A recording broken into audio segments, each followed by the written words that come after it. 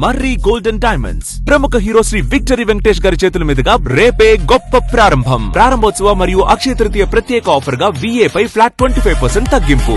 April మొదటి 2 వారాల్లోనే దాదాపుగా 40 డిగ్రీలకు చేరుకున్న ఉష్ణోగ్రతలు. అయితే ఈ సంవత్సరం ప్రతి సంవత్సరం కన్నా కూడా ఎక్కువగా ఉష్ణోగ్రతలు నమోదవబోతున్నాయంటూ కూడా చర్చ కొనసాగుతూ వస్తుంది. దీని గురించి మనకి పూర్తి వివరాలు తెలియజేయడానికి మనతో పాటు IMD ఆఫీసర్ శ్రీనివాస్ గారు ఉన్నారు. మాట్లాడదాం. నమస్తే సార్. సార్ చెప్పండి, ఈ సంవత్సరం అసలు ఉష్ణోగ్రతలు ఎలా ఉండబోతున్నాయి? అంటే ప్రతి సంవత్సరం మించిన ఉష్ణోగ్రతలు మనం చూడొచ్చు అని చెప్పుకోవచ్చా? మనకి ఈ సంవత్సరం సీజనల్ టెంపరేచర్స్ ఎట్లా ఉంటాయి అన్నది మన ఫోర్కాస్ట్ ఈ నెల 1వ తారీఖు రిలీజ్ చేయడం జరిగింది.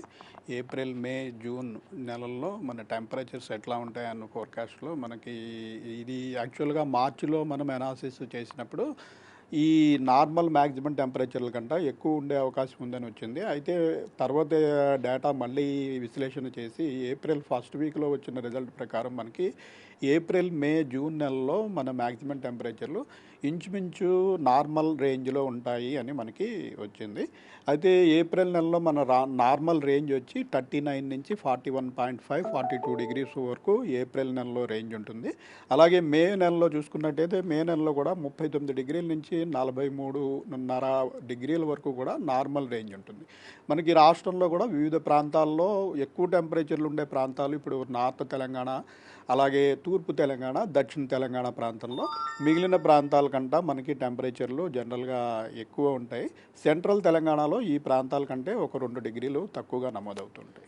సార్ మరొక వైపు అంటే దాదాపుగా 40 డిగ్రీల వరకు కూడా నమోదవబోతుంది అన్నట్టుగా చెప్తూ వస్తున్నారు. ఎటువంటి జాగ్రత్తలు తీసుకుంటే కొంచెం మనం ఎండ దెబ్బలు వీటి నుంచి తగలకుండా కొంచెం బెటర్గా ఉండొచ్చు అని చెప్పుకోవచ్చు? అయితే మనకి ఈ పీరియడ్లో ప్రతి నెలలోనూ కూడా ఒక 2-3 సార్లు ఈ నార్మల్ రేంజ్ని దాటి కొన్ని ప్రాంతాల్లో 2-3 డిగ్రీలు, 4-5 డిగ్రీలు కూడా ఎక్కువ పోయే అవకాశం ప్రతి సీజన్లోనూ కూడా ఉంటుంది. అట్లా మనకి 40 డిగ్రీలు దాటి అలాగే నార్మల్ రేంజ్ కంటే 4.5 డిగ్రీలు ఎక్కువ ఉన్నట్టయితే ఆ ఏరియాలు మనకి హీట్ వేవ్ ప్రభావితంగా మనము డిక్లేర్ చేస్తుంటాము. ముందే వాటికి అలర్ట్ పెట్టడం జరుగుతుంది. అట్లాగే ప్రస్తుతం చూసుకున్నట్టయితే మనకి నార్త్ తెలంగాణ, అలాగే తూర్పు తెలంగాణ, దక్షిణ తెలంగాణలోని సుమారు 7-8 జిల్లాలు మనకి రాగల 3-4 రోజుల్లో 41 నుంచి 44 డిగ్రీల మధ్యలో రికార్డ్ అయ్యే అవకాశం ఉంది. అయితే ఇంత హీట్ ఉన్నప్పుడు యాక్చువల్గా కంటిన్యూస్గా బయట పనిచేసే వారికి కొంత ఎండ దెబ్బ తగిలే అవకాశం ఉంటుంది. ముఖ్యంగా ఈ వేడిమి అనేది మనకి మధ్యాహ్నం 12:30 నుంచి ఇంచుమించు 3:30-4 గంటల వరకు ఉంటుంది. సో ఈ సమయంలో తప్పనిసరిగా బయట పని చేయవలసిన వారు, అలాగే రోడ్డు మీద తప్పనిసరిగా ప్రయాణం చేయవలసిన వారు కొన్ని జాగ్రత్తలు తీసుకోవాలి.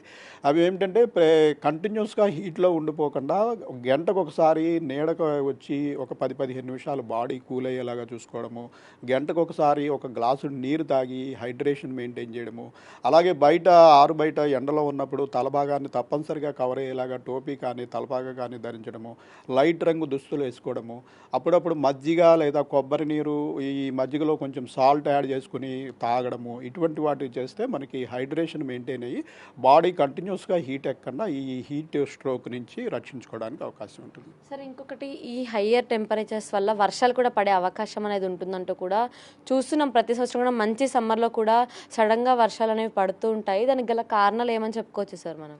మనకి ముఖ్యంగా ఈ వేసవి కాలంలో ఇలా పడే వర్షాలు ప్రీ మాన్సూన్ షవర్స్ అంటాం మనం. అవి ఏంటంటే ఈ టెంపరేచర్స్ ఇట్లా గ్రాడ్యువల్గా ఒక 5-6 రోజుల పాటు 39, 42, 43 డిగ్రీలు పెరిగినప్పుడు వివిధ ప్రాంతాల మధ్య ఉన్న ఈ టెంపరేచర్ డిఫరెన్సెస్ వల్ల ఉపరితల వాతావరణంలో మార్పులు ఏర్పడి సైక్లోనిక్ సర్క్యులేషన్స్, అలాగే ఉపరితల ద్రోణి అంటాము, ఈ ట్రఫ్ ఆఫ్ లో ప్రెషర్, ఇటువంటివి ఏర్పడతాయి. ఇటువంటివి ఏర్పడినప్పుడు మనం తెలంగాణ చూసినట్టయితే ద్వీపకల్ప భారతదేశంలో మధ్యలో ఉన్నాము.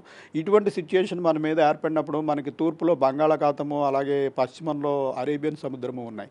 ఇటు ఉపరితల వాతావరణంలో ఇలాంటి సిచ్యుయేషన్ ఏర్పడినప్పుడు ఈ సముద్ర ప్రాంతాల నుంచి తేమగాళ్ళు వేడిగా ఉన్న ఈ భూభాగం మీదకి లాక్కోబడతాయి.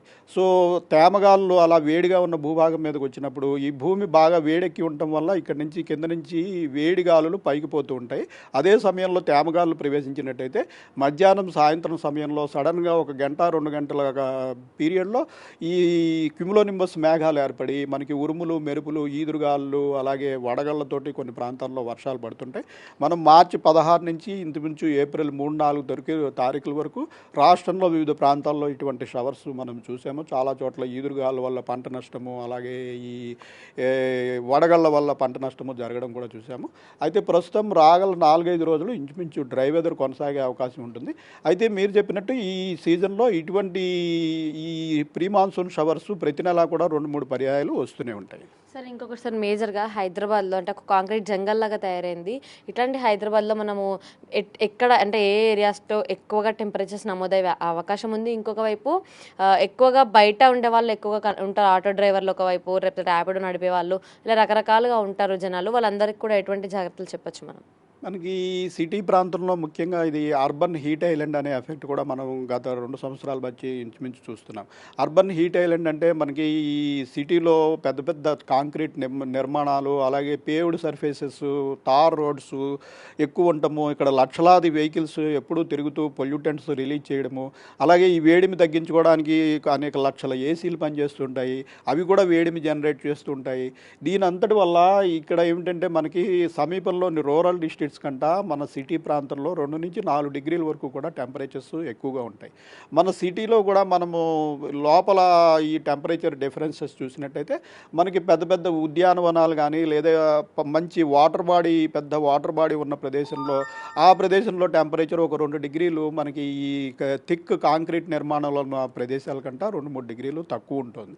దీన్ని బట్టి ఏమిటంటే మనకి ఈ కాంక్రీట్ నిర్మాణాలు పగటిపూట వేడిమిని బాగా గ్రహించి మరి సాయంత్రం అయిన తర్వాత కూడా అవి మనకి సూర్యాస్తమయం సమయం తర్వాత కూడా ఇవి రీరేడియేట్ చేయడం వల్ల ఇప్పుడు ప్రస్తుతం మనకి నైట్ టెంపరేచర్స్ కూడా ఫాల్ అవ్వడం లేదు. గతంలో 10-15-20 సంవత్సరాల క్రితం చూసినట్టయితే హైదరాబాద్లో పగటిపూట ఎంత వేడి ఉన్నా సాయంత్రం అయ్యేటప్పటికి చల్లబడిపోయే పరిస్థితులు ఉండేవి.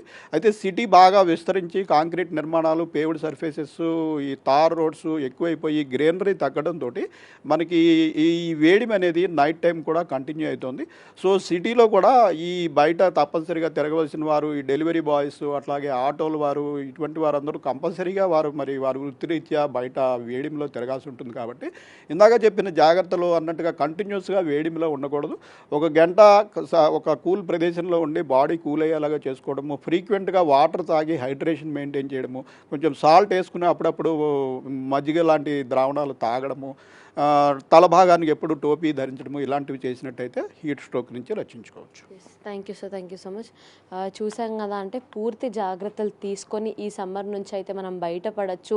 విలేజెస్ అవన్నీ ఉంటాయి, వాటికన్నా కూడా ప్రజెంట్ మనం ఉంటున్న హైదరాబాద్ అర్బన్ జంగిల్లో అయితే ఒక 2-3 డిగ్రీల టెంపరేచర్స్ ఎక్కువగానే ఉండే అవకాశం అయితే ఉంటుందంటూ చెప్పడం అయితే జరిగింది. పూర్తి జాగ్రత్తలు తీసుకొని సమ్మర్ నుంచి బయటపడే అవకాశం కూడా ఉంటుందని చెప్పుకోవచ్చు. కెమెరా పర్సన్ వంశీతో Suchitha reporting from Big TV Hyderabad. For more videos like this, subscribe Big TV channel.